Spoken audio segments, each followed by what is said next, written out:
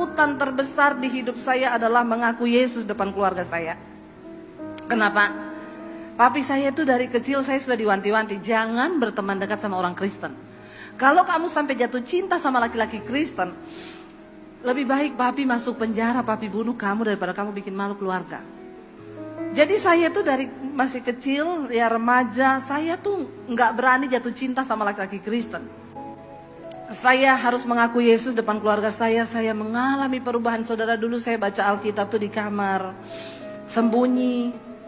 Ya, dulu belum ada YouTube, belum ada handphone, belum ada Google. Mau tanya tentang kasih karunia di Google, nggak ada.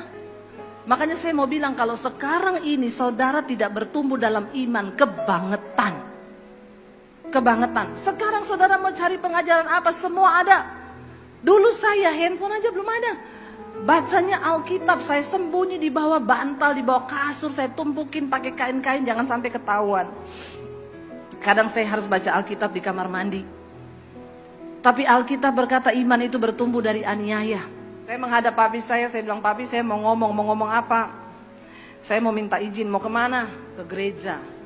Papi saya kaget.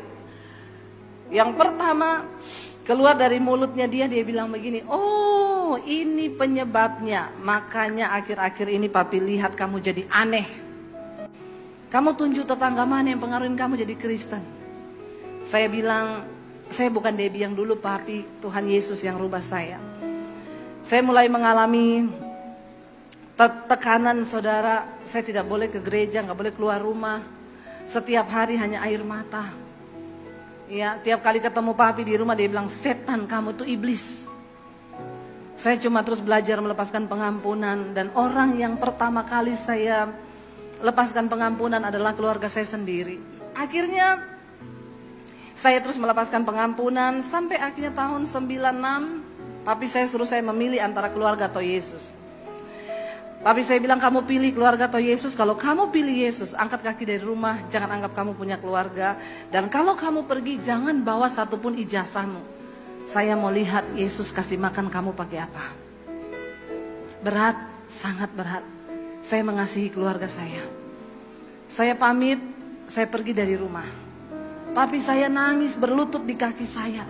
Dia bilang, Debbie pikir baik-baik, papi merendahkan diri, merendahkan apa martabatnya papi cium kakimu, tapi tolong kembali kepada agamamu. Terngiang di telinga saya, barang siapa menyangkal aku depan manusia, aku akan menyangkal di depan Bapa. Saya tinggalkan keluarga saya baru lulus SMA pada waktu itu. Saya sudah mengalami betapa perjuangan mengikut Tuhan itu tidak mudah. Seringkali ada tawaran untuk saya kembali lagi. Waktu itu saya tinggal di tempat kos-kosan. Dari kota Poso saya ke kota Palu 7 jam perjalanan. Di Palu saya tinggal di kos-kosan di tempat sepupu saya. Untuk bisa numpang di situ, kalau mereka sudah berangkat kuliah, saya cuci baju, saya nyapu, nyetrika, saya masak. Seringkali iblis ngomong, goblok ikut Yesus jadi pembantu. Balik ke keluargamu, tinggalkan Yesusmu. Tapi saya cuma bisa berkata, iblis, aku telah dibeli dan hargaku lunas dibayar. Dan hidupku bukan milikku lagi. Aku telah kehilangan hak atas hidupku, semua hanya bagi Tuhan. Saya diproses Tuhan 1 tahun untuk mematikan kedagingan, keakuan saya. Dulu saya sombong, dulu saya angkuh, dan itu harus diproses untuk menjadi hamba Tuhan, itu tidak mudah. Ada begitu banyak tawaran untuk saya meninggalkan Yesus. Tawaran dunia, tapi saya tetap bilang enggak, Tuhan, aku utang nyawa kepada Tuhan. Tahun 96, 97 saya sekolah Alkitab di Makassar, dan akhirnya saya dikirim ke kota Solo untuk pelayanan. Dan di kota Solo saya ketemu suami saya. Saya waktu mau menikah telepon orang tua saya, papi saya mau minta restu, saya mau menikah. Dia tanya, ini siapa? Ini Debbie, pap, anaknya papi.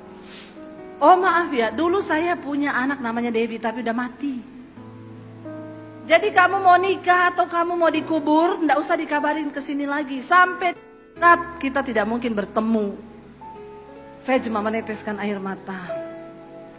Saya bilang, Tuhan, aku pegang janji firman-Mu, 1 orang bertobat, seisi rumah diselamatkan.